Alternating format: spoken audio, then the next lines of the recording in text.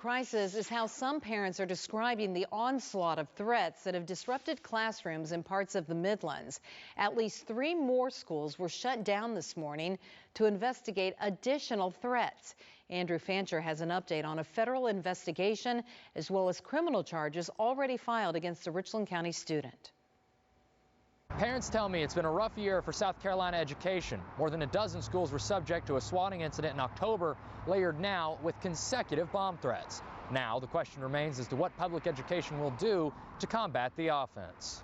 It's been 3 months since a hoax threat sent law enforcement to schools across the country and here in the Midlands on October 5th. The South Carolina Law Enforcement Division tells WIS the investigation is ongoing. You can't avoid these situations, but you can handle them differently. Raphael Ross is the mother of 2 Spring Valley High School students. She says she doesn't feel safe sending her children to school after another hoax threat, despite the fact that a 15-year-old was arrested and charged with sending the threat. He created this mass havoc with these 2 districts, and then it rolled over to copycats. I hope the copycats are handled as well. But do I think that it's going to make a difference on future incidences? No.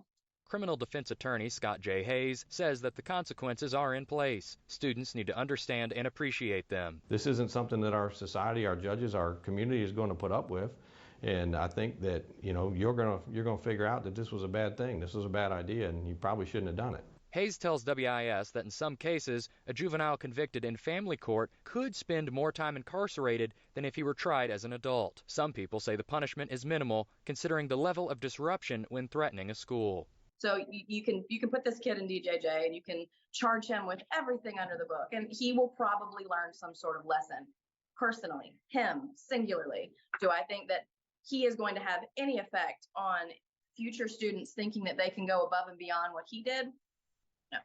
To say that the punishment's not enough, I mean, if we're dealing with a juvenile, the punishment can only last until just short of until he's 22. And then at that point, that's the most that the juvenile justice system in this state has to offer.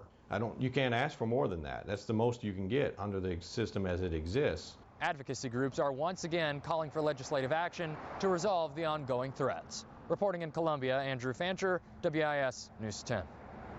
And officials in Richland School District 2 confirmed they will have an increased security presence next week.